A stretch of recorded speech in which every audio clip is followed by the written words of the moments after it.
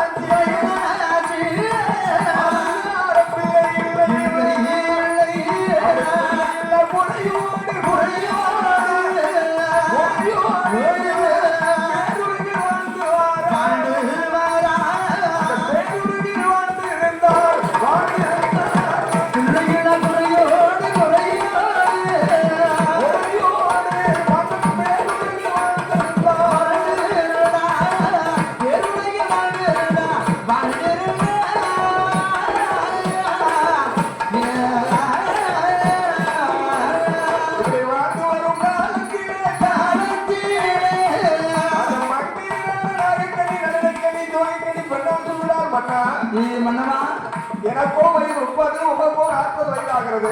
நானான மதுரை இல்லை அல்லவா? காலம் சென்று போனமானால் கர்மம் செய்வதற்கு கூட கை கற்பனை வரவில்லை. கிடையாது. பிள்ளை இல்லா பாவி என்று பெரியோர்கள் எல்லாம் என்னை ஏகனமாக பேசுகிறார்கள். இனிமாக பேசிக் கொண்டிருக்கிறார்களே. அப்பதான் மன்னன் சொல்கிறான், அம்மா மங்கைமார்களே, குழந்தை இல்லா குறையை நீட்டோடு மறந்து விடு என்று கவலையை விட்டுவிடு. ஏனென்றால் இறைவன் அருளால் எல்லா உயிர்களுக்கும் ஆண்டவன் பாவமுடைய வினைப்பயனுக்கு ஏற்ப ஒவ்வொரு செல்வத்தையும் கொடுத்திருப்பான். ஒருவனுக்கு ஏற்றவாறு கொடுத்திருப்பானே. ஒருவன் ஏழையாகவும் ஒருவன் செல்வந்தனாகவும் அப்படி அறிஞனாக மூடனாக அறிவு சிறந்த பெரியவர்களாக சார்ந்தவர்களாகவே இந்த உலகத்தில் அவதரிப்பார்கள் இருப்பார்கள். அதனால் அம்மா பிள்ளை இல்லா குறையை இன்றோடு மறந்து விடு. கவலை வேண்டாம் உனக்கு என்று மன்னனான நாகராஜன் மங்கைமாருடைய திருமுகத்தை பார்த்து சொல்கிறான், அம்மா பெண்ணே ஒன்றுக்கும் மஞ்ச வேண்டும்